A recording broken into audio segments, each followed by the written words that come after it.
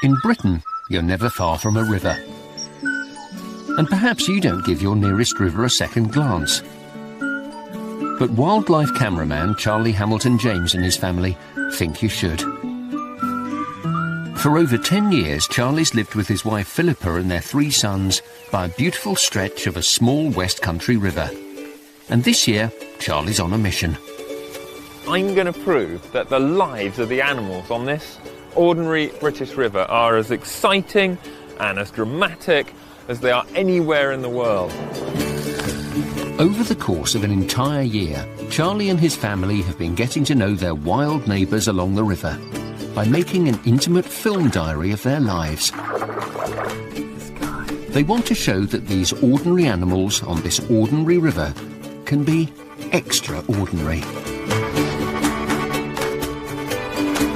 Charlie's had a helping hand from his 3 boys, Fred, Gus and Arthur, while his conservationist wife, Philippa, has been doing whatever it takes to keep the riverbank thriving. I found the poo! You found a latrine! I found the poo! This time on Halcyon River Diaries, Charlie discovers that life is tough if you're a young kingfisher. Look at that. He just went for it. Poor little guy. Philippa invites some guests to stay. 150,000 of them. And the arrival of new otters on the river means some long and late nights filming. But some magical encounters too.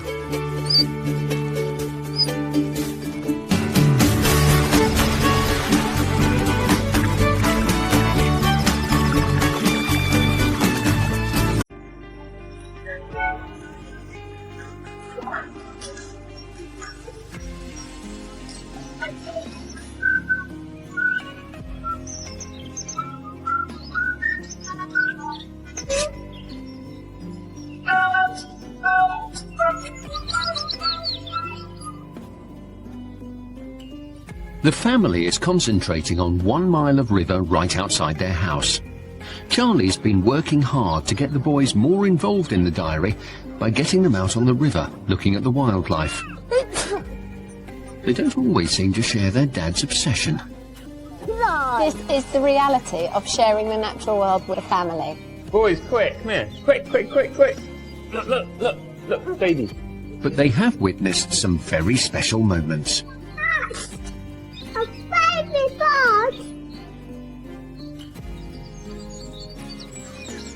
It's now summer, and the family has some big plans for the coming weeks. Their plans, however, are about to change.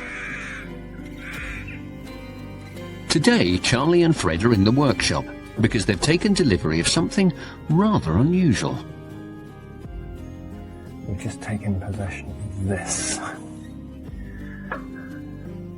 Which is, now Fred's a bit scared.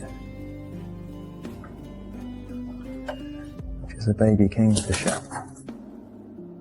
Got a phone call this morning to say someone had picked him up. He'd been diving into the river. He'd got waterlogged. They'd had to wade in to get him. What is water? He'd got too much water on him. I think he's got a problem with his wing as well. So he'd nearly drowned, and that's actually how most baby kingfishers die. They drown exactly that way. Anyway, he's got a dodgy wing. He's probably been attacked by adult birds to try and drive him out of the territory, because he's 2 weeks after fledging this bird. So all we need to do as fast as possible is give him some fish and get him settled, and then we won't need to leave him alone. It's very difficult keeping young wild animals alive in captivity. Charlie's done it before. Trying to help this kingfisher is as likely to end in failure as it is success, but he's going to give it a go. Well, this is the first time we're ever going to have a kingfisher living in our house. I did rear an otter once in the spare room, so I've seen a bit of action when it comes to rehabilitation in that room. The kingfisher needs somewhere warm, quiet and away from people. The spare room bathroom should be perfect. And of course the bird will need food. Living on a river means it's easy for Charlie to find a regular supply of small fish to keep the kingfisher going. There we go, we'll just leave him alone. Get out of his way. Hopefully he'll eat and survive.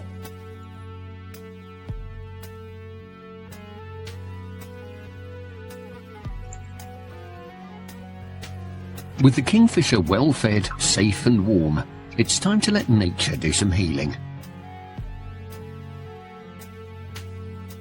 Opposite the house lies a meadow. Every winter after heavy rain, the river floods it, dumping nutrient-rich silt onto it. It creates the perfect environment for wildflowers.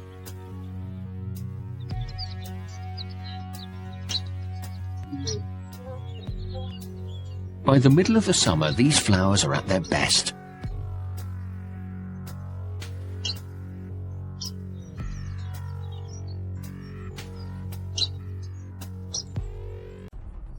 Today, while Philippa checks the meadow for any new flowers, Gus looks for baby frogs, who apparently are rather fond of him. Look, I guess there's one frog that really likes me.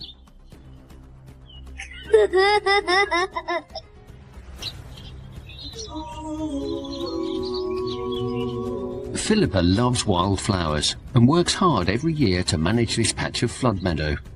This year, her hard work has been rewarded by the appearance of something special.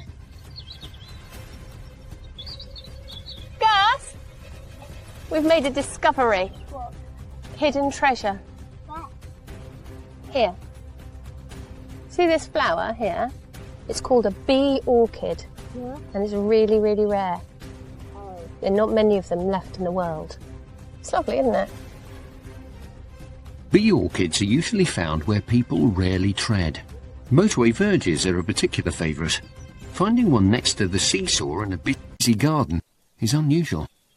Their whole tactic is to seduce male bees and con them into carrying their pollen. So they have this wonderful pattern, like a female bee just waiting there, you know, for a little hug.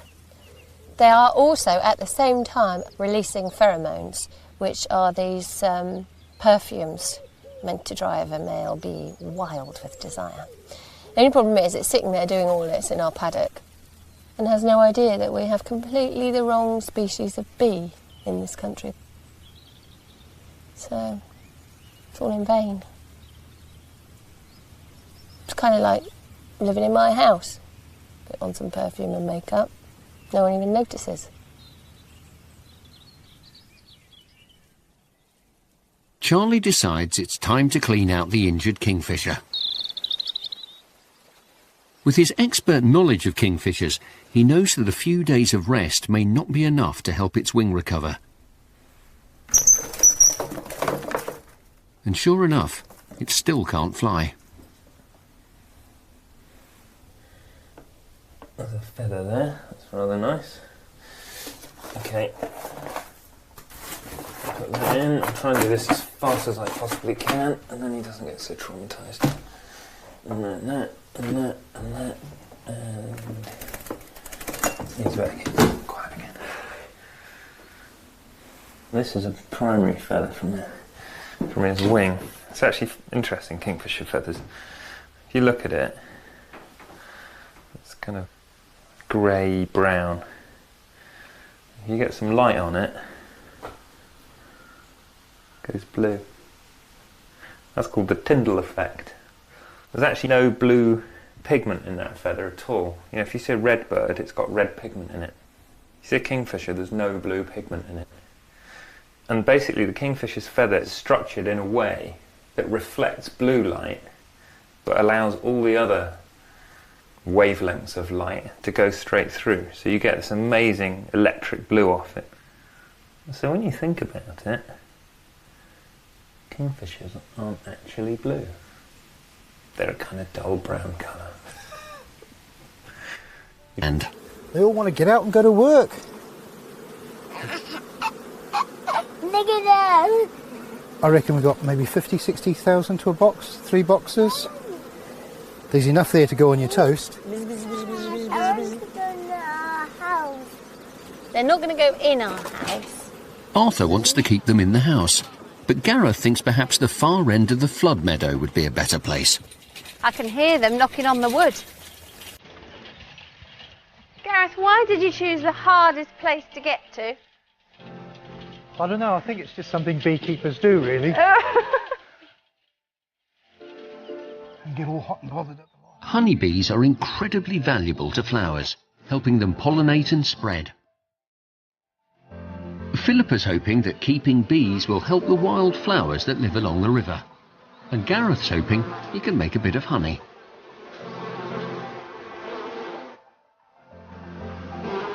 I think they're great, making the most spectacular noise. Hordes of them coming out. What will they be doing first? They'll start doing some orientation flights. You'll see them hovering in front of the hives, working out exactly where the entrance is in relation to everything else. And then they'll go off to work. Sometimes within 15-20 minutes of them being released, bees are coming back with pollen. Right. So how far will they go? About sort of 3 miles. It's actually quite amazing.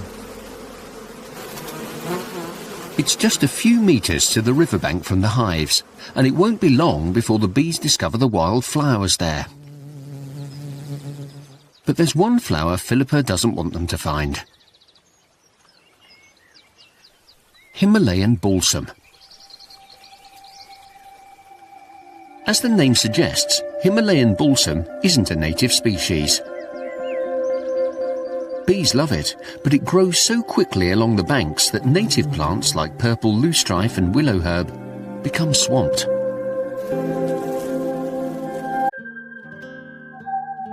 It also produces huge amounts of nectar, luring away pollinating insects like this bumblebee.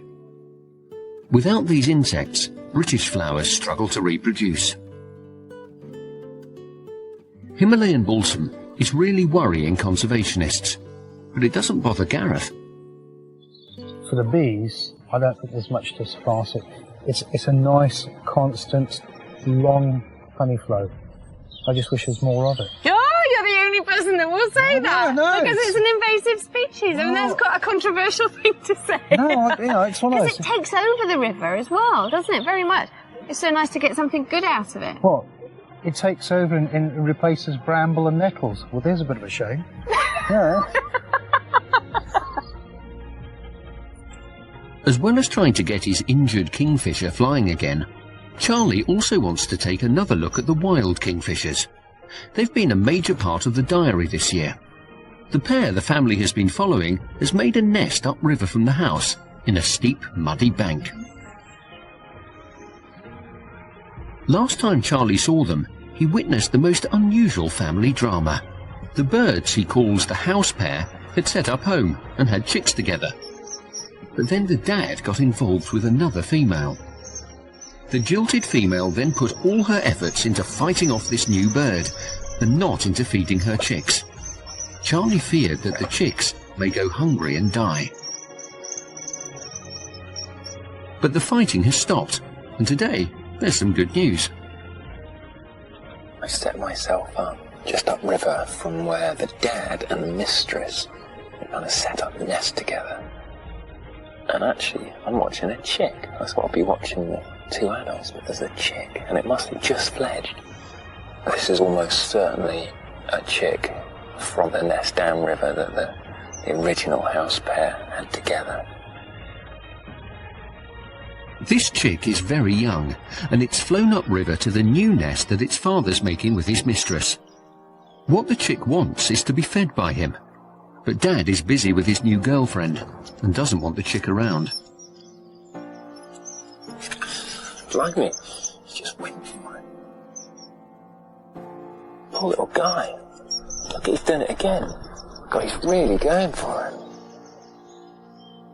Adult bird getting aggressive, a little chick like that, is what you see sort of 2 or 3 weeks after fledging when they want to boot them out of territory. But this guy's only just left the nest and already his dad's going for him. Which isn't good, he could be in trouble. The new chick isn't getting the message though, and hangs around. It's not long before the mistress turns up and spots the young kingfisher. Look at that. Look, she's gone for it. Blind, you need to get out of here, actually. She'll kill him if she can. To her, the chick's just another kingfisher invading her territory and needs seeing off. Look, she's gone for it again.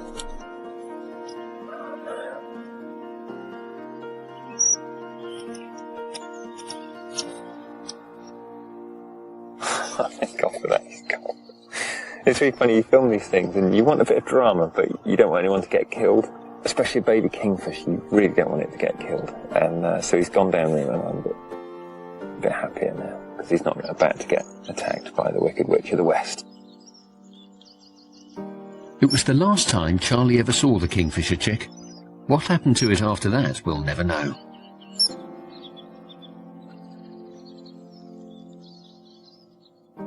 Charlie's been doing everything he can this year to get the kids excited by the wildlife around them. Earlier in the year, he created an underwater world in an aquarium. The family watched a stickleback trying to protect his shoal of 150 babies, and then they were puzzled when most of the fish were taken by a mystery predator. We think it's a bear. Oh, what's that? Kingfisher! Get that? Okay, that's a predator then. Aha. Today he's brought Fred, Gus and Arthur out to the aquarium because he thinks he's found a creature that will really grab their attention. Look underwater, look.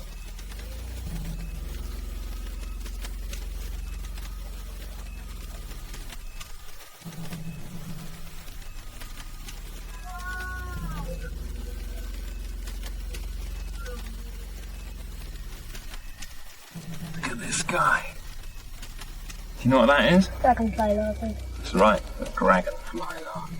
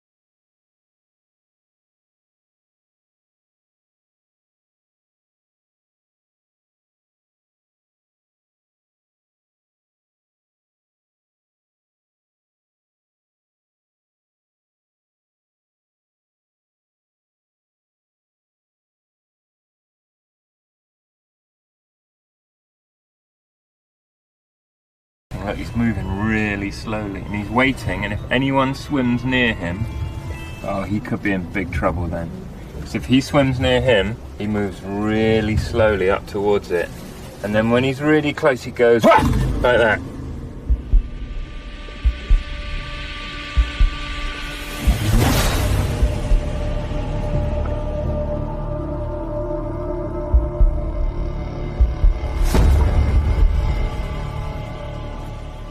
They'll eat baby bullheads. They'll eat baby trout, baby minnows, they'll eat baby anything. What about a mini elephant?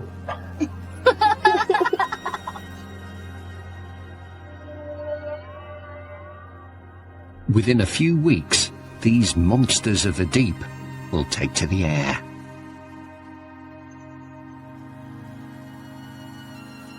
The hot summer means Philippa's bees have been busy.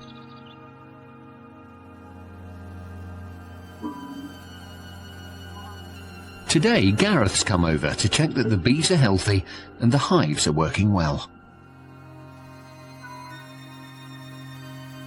Gareth won't let Philippa harvest the honey yet. There's not enough. This box is chock-a-block, full of honey. Look at it, it's beautiful. It's so tempting as well. Being a honey expert, Gareth can tell what plants the bees have been feeding on, And the light colour of this honey means only one thing. It's all being made from Himalayan balsam. Yeah, well, I'm after it. A quick taste confirms it. You've got more guts than me, Gareth. You want to try this? I do want to try it, but I don't want to lift my thingy off my face. Or stick my finger in that lot. Philippa got the bees to help the wildflowers along the river, but it appears that they've just been pollinating the balsam. So she's made up her mind. The Himalayan balsam has to go, despite Gareth's protests. The more you pull up, the less you get on your toast. But they've got the native species then. It's one of those things. It's here. It's got a nice, pretty flower. It's excellent for the bees. It doesn't belong here, and it's crowding out native species. Yeah, oh yeah. Should we have this argument over a cup of tea? Oh, go on then. What, and toast? We've got no honey, Gareth. What Philippa plans to do is to get rid of the Himalayan balsam. Then the bees will have no choice but to find their food amongst the local wildflowers. Time to rally the troops. Right. There's some here. Every minute that you spend clearing that plant is worthwhile, because even if you just clear a small space, that is then cleared and the native wildflowers can begin to grow there again. So it's this one. So which one is it? This one here? Massive. Look, it's bigger than you. Yeah? No, you need to pull it up. Yeah, there's more fun stuff in it. Personally, I think it's a complete waste of time. The stuff is everywhere. It's all up and down this river. It's on pretty much every river in southern Britain. Pulling out a little patch of it isn't going to make any difference at all. She wants to do it, I'll go along with her.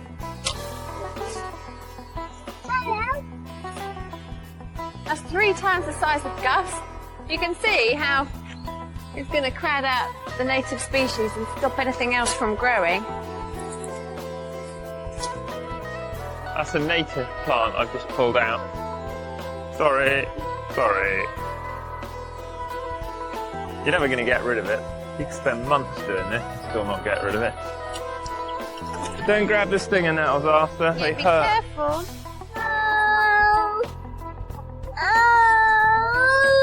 Oh, it hurts, doesn't it?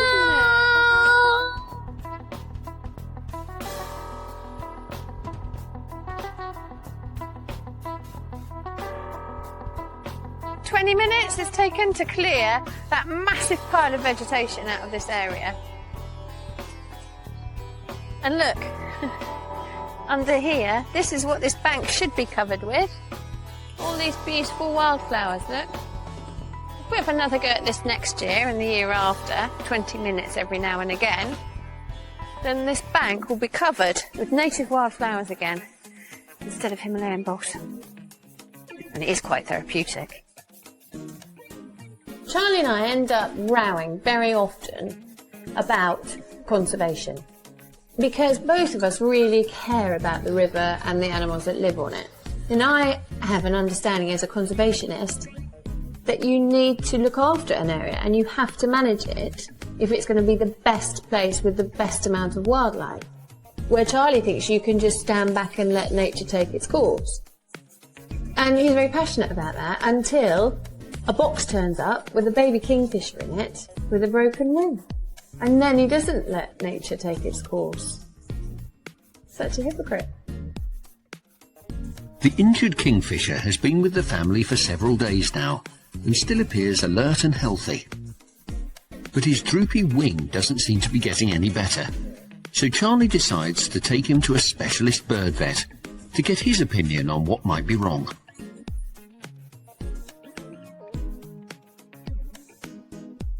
He's taken some of his rescue animals to specialist vets before, and the outcome hasn't always been positive.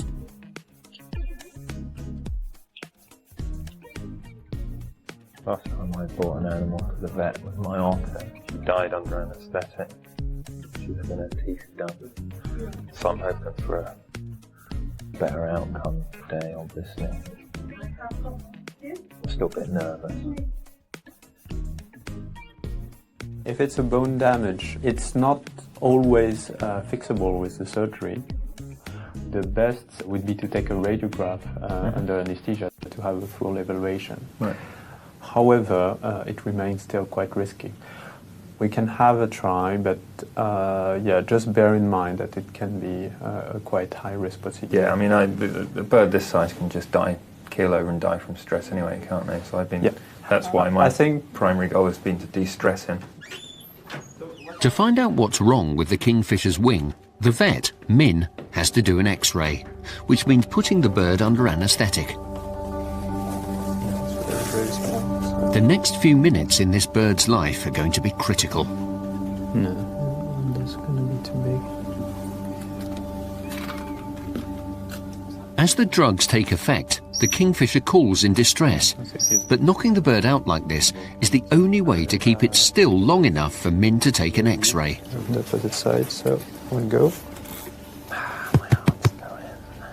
Charlie's not sure whether he's made the right decision. The thing about this bird, it was basically going to die. So we brought it back from the edge, really. So whatever we try, if it ends up dying, which it could very possibly do now, now it's under anaesthetic. At least we tried, because otherwise it would be dead anyway. So its kind of default is dead. It's kind of a weird situation. Okay. Yeah, oxygen, please. And 2.5. Min now needs to inject the bird with drugs to bring it out of the anaesthetic. It's at this moment Charlie will know if it's been strong enough to survive the experience. Hi Neil, can you pick up? The first attempt to get the needle in fails, so Min turns the bird to find a better position. More cotton.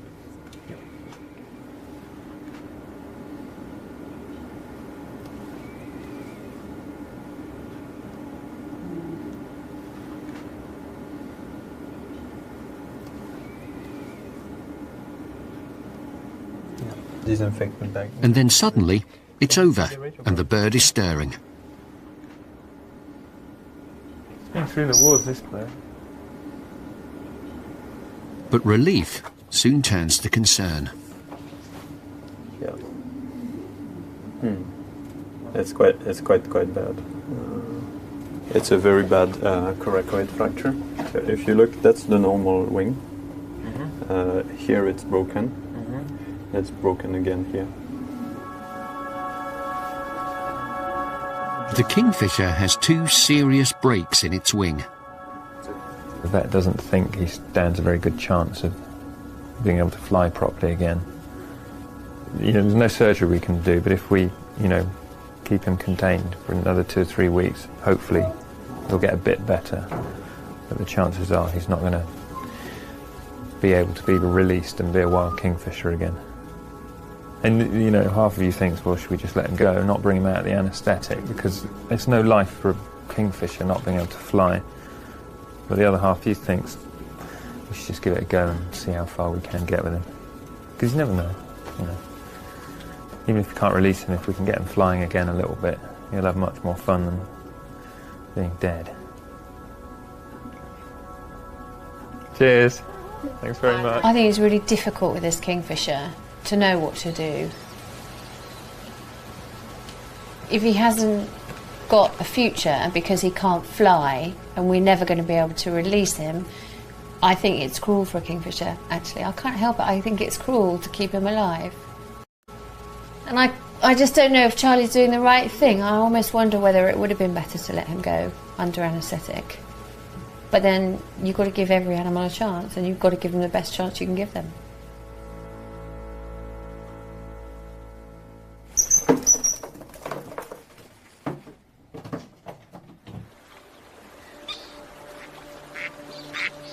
Making life and death decisions was not what Charlie and Philippa had planned for their river diary. But it seems the more they get involved, the more they're having to confront some serious issues.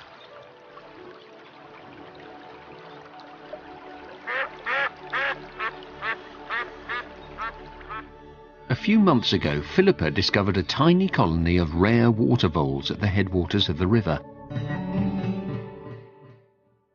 With a little encouragement from an apple, Charlie managed to get a few shots of them for the diary. But in the same location, they also discovered a serious problem. Mink. We got an outbreak of mink. Oh, okay. Mink are the water vole's #1 predator. And if they were to discover Philippa's fragile water vole colony, they could wipe them out. So Philippa wants to protect the colony. But to do that means they're going to have to trap and kill any mink they find on the river. Not a good find at all, really, is it? I find it really difficult. I wish there was a way of managing the mink population that didn't involve killing individual mink. Philippa and water vole expert Robin have got together a group of volunteers to monitor the mink on the river and trap them. What you see in front of you, around you, is materials for a mink raft. Here's one that was produced earlier, and we've made... A mink raft is basically a neat way of monitoring and trapping mink. They love investigating the tunnel on the raft, looking for prey, but inside is a clay pad. Anything that goes across that raft will leave tracks. If you find mink tracks, you know there's one in the area, and it's time to put in a trap. Next time the animal visits, it'll be caught. That's the plan. Now the family and the team have actually got to make them. You need 2 of these. Surely we should have a time limit, it's telling. Yeah. Absolutely. Closing time is the limit, I'm sure.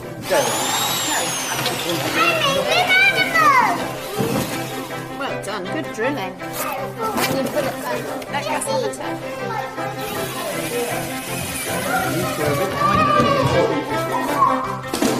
Cut round that with a Stanley knife.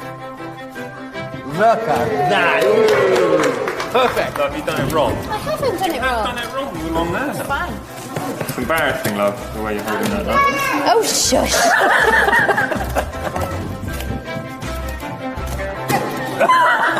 That's what you get if you mess with me.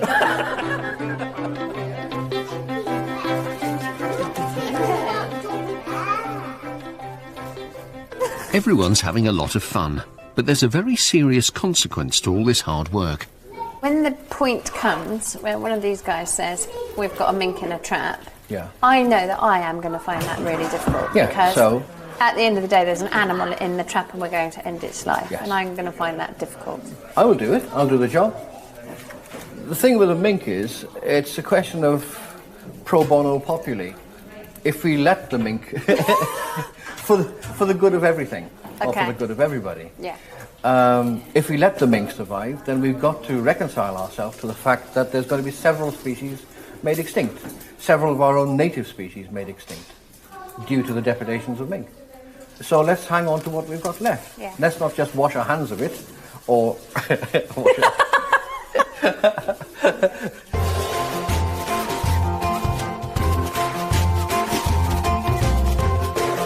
With mink rafts assembled, the team has to agree where best to place them, and who'll keep an eye on them. There we go, and we're looking across here.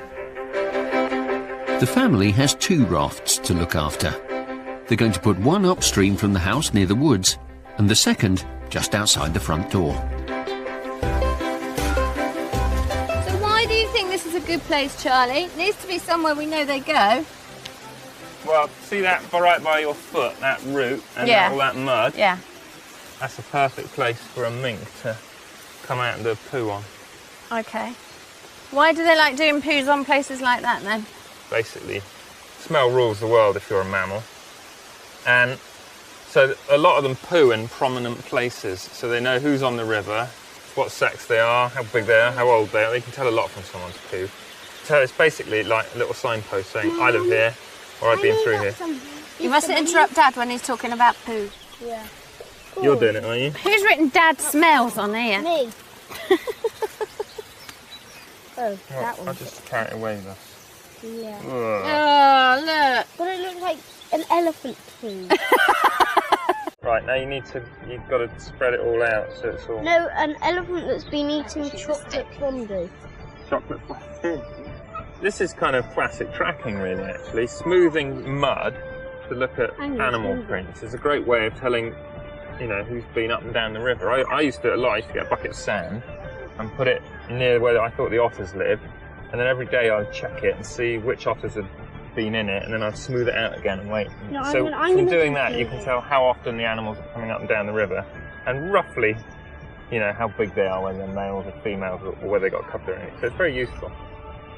Cool, that's nice and smooth, isn't it? There you go.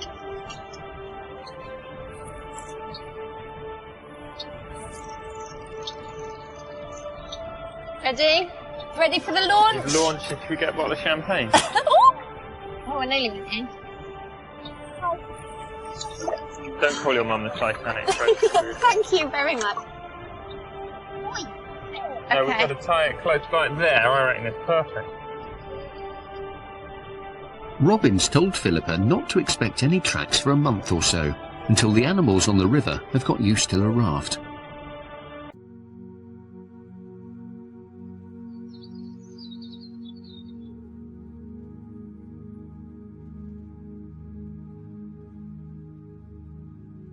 Earlier in the year, the family built a deluxe otter holt in the flood meadow by the river, in the hope of attracting otters.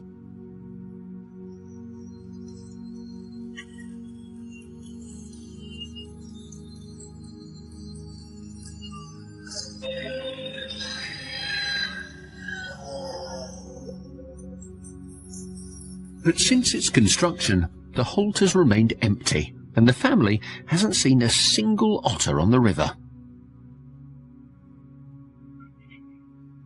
But Charlie hasn't given up yet. It's 2:05 in the morning, and I'm sitting up watching this monitor, hoping to film an otter. Because at 10 o'clock, I saw an otter outside the house, and it had a cub. Philippa and I watched it for 5 minutes. Problem is, I didn't have any cameras rigged up because I wasn't expecting it, but it was very exciting because I haven't seen a cub on the river. I don't know when I last saw a cub on the river. So I've, in a mad dash, put these cameras up, and now I'm sitting watching them in the hope that if that otter's gone downriver with her cub, at some point she's going to have to come back upriver with that cub. I'm going to be waiting for her. A few years ago, Charlie filmed a mother otter with 2 cubs for several months. What he learnt from her was that she stuck to a routine. If she went down the weir during the night, she'd make the return trip back up before dawn. So Charlie's convinced that if he just waits it out, he'll get his sighting of the new otters on the river.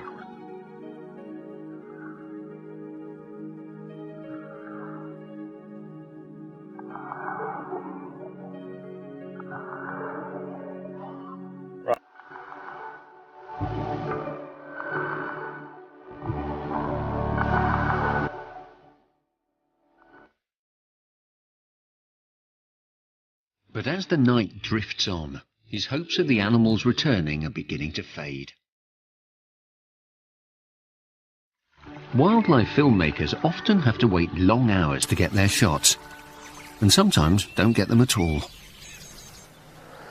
It's dawn now. I've sat up all night looking at that monitor, and I've seen nothing. I haven't even seen a rat. I'm really tired now, so I'm going to have to stop looking at it. But I don't know where the otters are. They've probably, they've gone down river and they haven't come back. But they're going to have to come back. She's going to have to, bring that cub back up river at some point. So I'm just going to keep watching these monitors every night until I see her, see who she is, and see how old that cub is. It's too good to miss, really.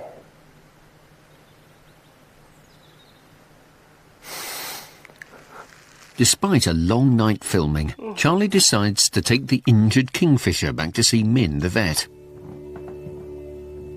Min had hoped that its broken wing may heal by itself, but so far there's been no change. Cut off the anesthesia. He puts the kingfisher under anaesthetic again, so he can x-ray it and have another look at the bones in its wing. Well, it's not fused completely yet, so at this point there's still a chance that he can recover. Min can see little improvement, but he still believes the kingfisher could get better in time. So Charlie decides that time is worth giving him. Just wrap him a little bit so he can... And he's not giving up on the otters either.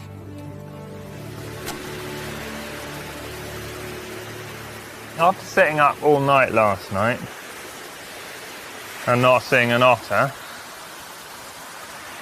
I've now completely rigged the river. I've got even more cameras on it.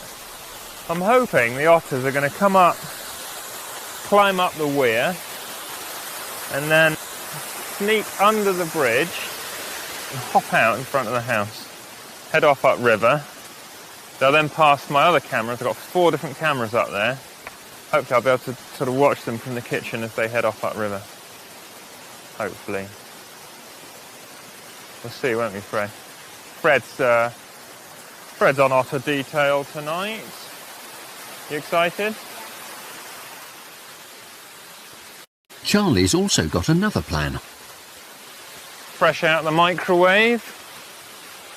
Bit of encouragement, let's say. He's going to try and entice the otters into his artificial holt by placing the fish right in the entrance. With everything in place, Charlie and Fred settle down in the kitchen to watch the monitors. I saw a mum and a baby last night. Awesome. Couldn't you have woken me up by screaming as loud as you can? I think the baby otter was doing that. Go. Why do they scream anyway?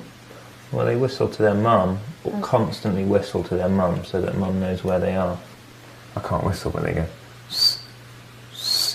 I can't whistle. Like that, but really loud.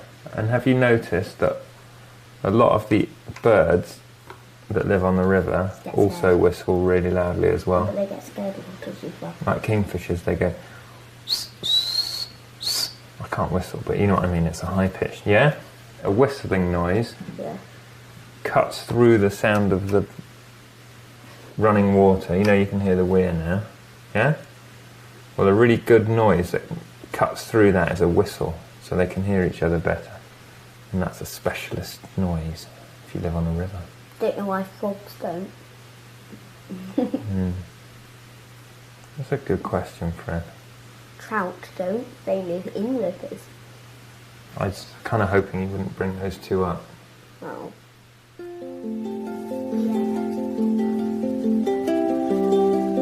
Sadly, in the end, Fred and his questioning mind have to go to bed.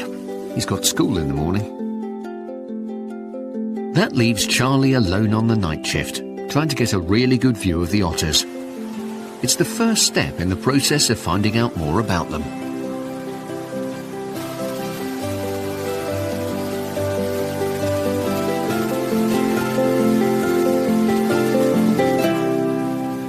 It's gone 4 o'clock in the morning and the otters have come up the weir and completely gone round all of my cameras. So I haven't got a shot of them on cameras that I spent ages putting on the weir, but that's kind of typical otters. I did pick them up. I picked them up on the wider camera going up through the garden. And I also picked them up on this camera, which is right outside the artificial otter hole. And I chucked a trout in there, a dead one, to see if they'd go up and have a look. I got quite a nice shot of them going up the gully and grabbing that trout. But unfortunately you can only see the back of their heads. So I can't really judge how old it is or anything because I haven't had a decent look at it. I've just seen the back of its head. But anyway, they've gone up river and I think they've gone to an old holt that they used to use, which I filmed quite a lot before. So I'm going to get cameras on that and see if we can get a decent shot of this cub. Getting the otters in the diary is proving difficult. If they'd gone into the artificial holt, Charlie could have got a good look at them, but it seems that even with a fishy bribe, they're just not interested. Just a few metres away on the other side of the flood meadow is one of Philippa's pet projects. Earlier in the summer, she and bee expert Gareth Baker put out 3 beehives. It's now August, and the bees are busy foraging. Now that the family has pulled up a lot of the balsam along the river, Philippa's hoping that the bees will be enjoying the wild flowers. She won't know this, though, until she harvests the honey. Today's the day Philippa and Arthur have been waiting for all summer. Gareth's come to pull out the honeycombs. Here he comes. What's he got? I've got a whole year's honey supply here. Wow! What do you reckon on that? It's amazing! It is. And it's all done by the bees, mind. So, to gather honey, You're going to make loads of honey. Honey. first scrape off what you can and leave to drain away.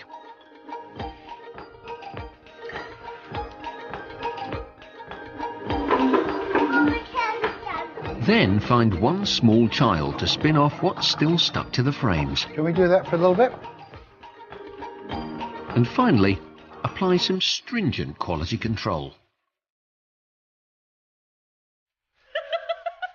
But lovely as the honey is, it looks like Philippa's conservation plans haven't quite worked out. So how much of this do you think is the Himalayan balsam? I think actually all of this is. Do you really? Yeah. Gareth can tell the honey is made from Himalayan balsam, as it's pale and very sweet. It appears Philippa's attempts to get rid of the balsam failed. The bees obviously found plenty more elsewhere. I hadn't really wanted to benefit the Himalayan balsam quite as much as we did. That is it. I think it's getting a bit thin on the ground. The thing I really have loved, though, is watching the boys understand the connection between the bees and the honey and really seeing it for themselves. It's all very well them learning about those things in lessons, but when any child gets a chance to see something for themselves, it's a real privilege. That is the first one. That is fabulous, isn't it? Yeah. The first jar of honey. By the end of the day, Philippa, Gareth and Arthur extracted 50 jars of honey from just 3 hives. All of it made from Philippa's most hated plant, Himalayan balsam.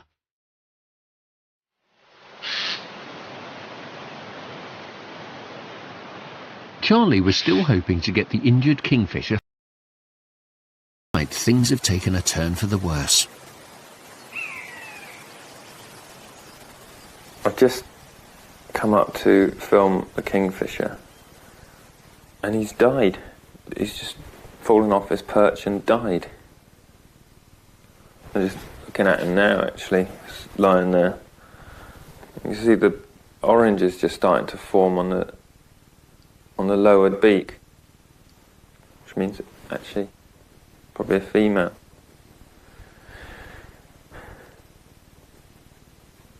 Poor little guy. People have been saying to me, oh, you must be so chuffed, you know, you spent your life watching kingfishers, now you've got a pet one. And I never wanted a pet kingfisher. That's not what I want. I don't want to have a captive kingfisher. It's the same when I had otters. I didn't want to have otters. You know, they should be out on the river, because that's where when I film them, when I really, you know, spend my time with them, that's where they are. They're in their element, and you know, the challenge is, for me, is to go and film them in their element and film their lives and not disturb them. I didn't get any pleasure at all out of having a kingfisher in a box in my spare room. It's not what I want from kingfishers. I kind of feel guilty. You think, well, maybe I should just wrung his neck the moment he turned up and thought, sorry mate, you know, you're a gene pool loser, you should be dead anyway, and got rid of him then. But you can't just kill a kingfisher, can you? Still, you do what you think's best, and you try, and that's what we did. Sometimes it don't work.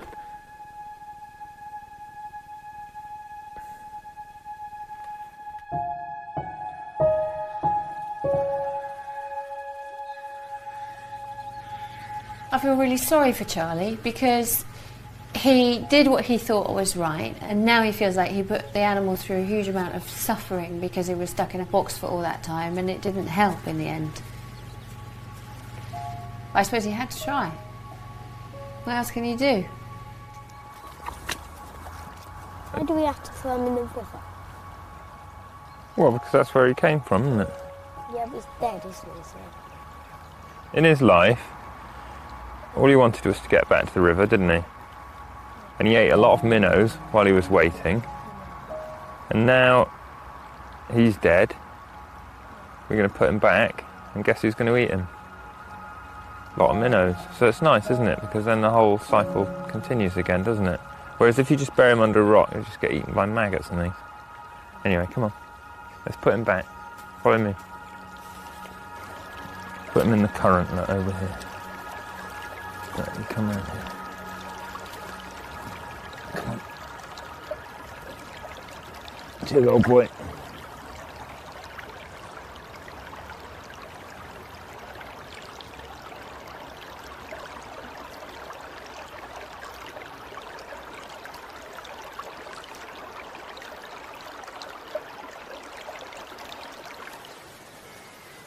Charlie's attempts to try and get to know the mother otter and her cub haven't been going very well, but that could be about to change.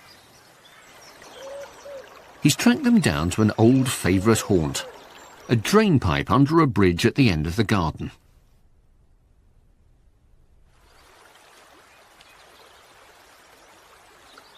Charlie sets up some cameras in the hope of getting a good view of the mother and cub when they come out after dark. Otters are highly protected, and Charlie's been given a special licence to get this close to their halt. Right, I'm all set up. I've got 2 cameras down in the river, wired back to these monitors here. So all I've got to do now is go and get Gus, because I promised him I'd take him otter watching.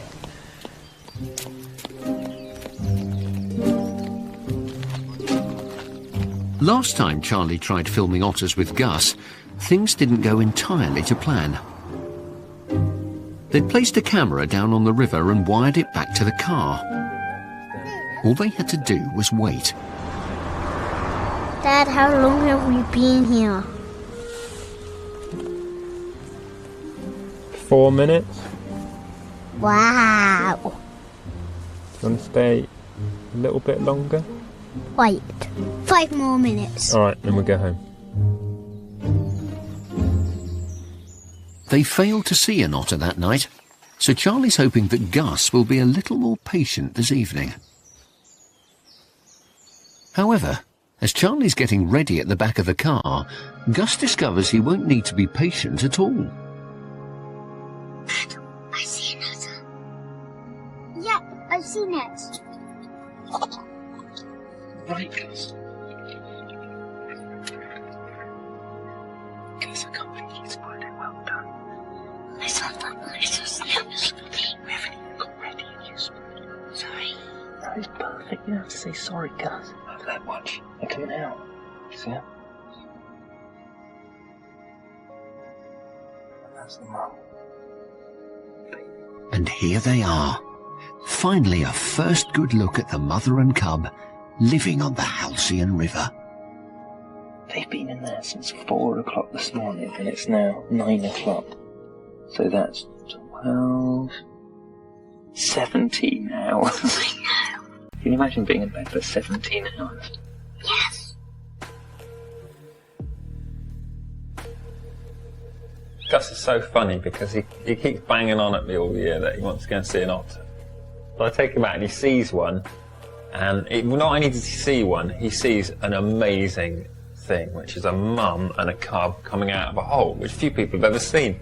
And I'm sitting there going, Gus, this is amazing, isn't it? And he's like, yeah, it's amazing.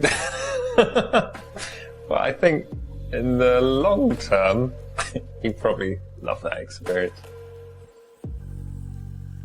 He kind of owned it. That was the main thing, because he spotted it. And not only that, he spotted it within about 30 seconds of getting in the car. The otters that live on our rivers are far more secretive than those that live on the coast. As a result, we know little about them. So a moment like this isn't just a nice shot, but a valuable insight into the life of otters on rivers. Just by doing this, Gus.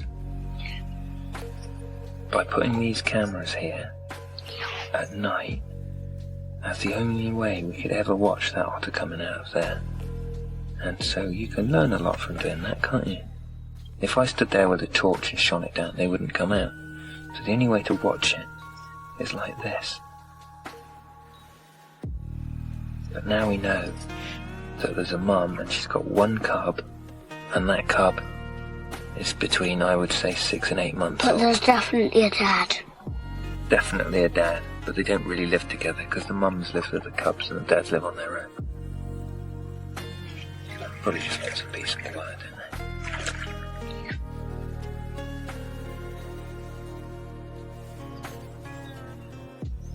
they? Next time on Halcyon River Diaries. Fred tries to keep still long enough to enjoy the ultimate bird-watching experience.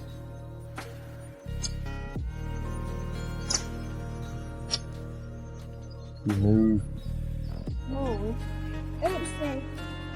There are new developments at the water vole colony. There. Who's that?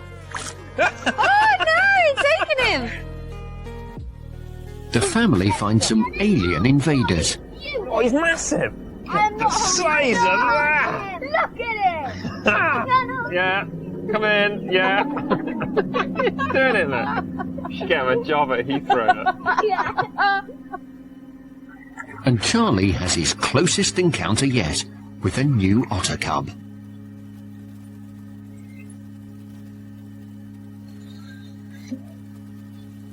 This has got to be one of the best nights otter filming I've ever had. It's unbelievable.